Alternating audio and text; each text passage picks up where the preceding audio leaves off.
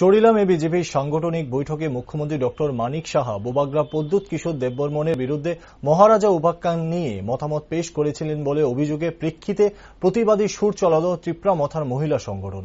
অভিযোগ, মুখ্যমন্ত্রী নাকি মহারাজা উপাখ্যান নিয়ে এক প্রকার মতামত পেশ করেন। বৃহস্পতিবার এই নিয়ে ত্রিপুরা মথার মহিলা সংগঠনের তরফে বোবাগ্রা প্রদ্যুৎ কিশোর দেববর্মনকে নিয়ে মুখ্যমন্ত্রীর প্রতিক্রিয়ার বিরুদ্ধে এক প্রকার আক্রমণাত্মক বক্তব্য রাখেন নেত্রী শর্মিলা দেববর্মা।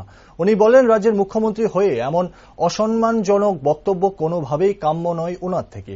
এই অসম্মানের প্রেক্ষিতে বোবাগ্রা প্রদ্যুৎ কিশোর দেববর্মার কাছে মুখ্যমন্ত্রীকে ক্ষমা চাওয়ার দাবি করেন। আর যদি এমনটা না হয় তাহলে আগামী দিনে বৃহত্তর আন্দোলন করার কথাও জানায় সংগঠন। ন্যূনতম সম্মান দিতে জানেন না যে একজন মহারাজাকে, একজন রাজার বংশধরকে, তাহলে ওনার কাছে আমরা কি আশা করতে পারি? আমরা জনজাতিরা, আমরা তিপ্রাসারা, আমরা এই রাজ পরিবারকে নিয়ে আমরা গর্ববোধ করি।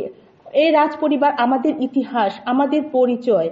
তো সেটা শুধু আমরা তিপ্রাসারা কেন, যারা ত্রিপুরাতে আছেন যে তিপ্রাসারা নন, যারা অতিপ্রাসা, যারা অককবরকভাষী, ওনারাও তো সেই একই কথা, ওনাদেরও তো সেই আঘাত লেগেছে মনে, যে একজন মহারাজাকে মহারাজা বলতে ওনার আপত্তি কিসের, ওনার কেন আপত্তি থাকবে? এবং ওনাদের পার্টিতে এই কর্মী সমর্থকদের কেন তিনি এইভাবে সিদ্ধান্ত নির্দেশ দিতে গেলেন?